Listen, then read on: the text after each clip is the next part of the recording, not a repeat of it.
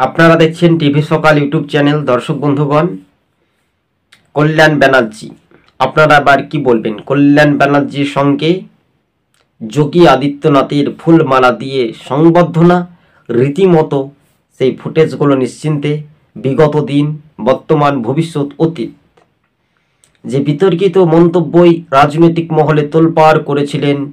তিনি আবার পেশাগত আইনজীবী করেন। তিনি নিজের হাতেও কখনো আইন তুলে নিয়ে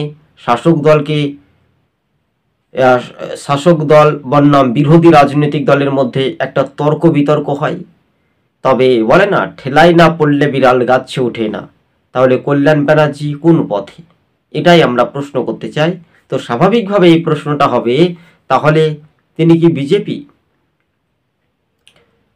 প্রতিটি রাজনৈতিক দলের নেতা বা সাংসদ, মন্ত্রীরা সে অন্য রাজ্যের মুখ্যমন্ত্রীকে দেখা করতেই পারে, কিন্তু ভোটের সময় এই রাজ্যের শাসক দল তৃণমূল কতটা নোংরামি রাজনীতি করেছিল সেটাও কিন্তু দেখার বিষয়। কাকে ব্যক্তিগত আক্রমণ, কাকে রাজনৈতিক পারদের মধ্য দিয়ে আঘাত, কিন্তু বাংলার মানুষ কতটা নির্বিঘ্নে মধুর সম্পর্কই কি কল্যাণ ব্যানার্জি? কল্যাণের বিরুদ্ধে আরও ক্ষোভ উঠছে তৃণমূল কর্মী সমর্থকদের মধ্যে।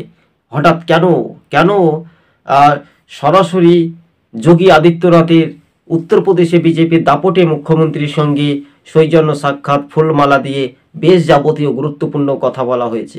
এতেই তৃণমূলের কর্মীরা ক্ষুব্ধ হয়েছেন, এমনটাই খবর টিভি সকাল ইউটিউব চ্যানেল আপনাদের সঙ্গে জানাচ্ছি আমরা।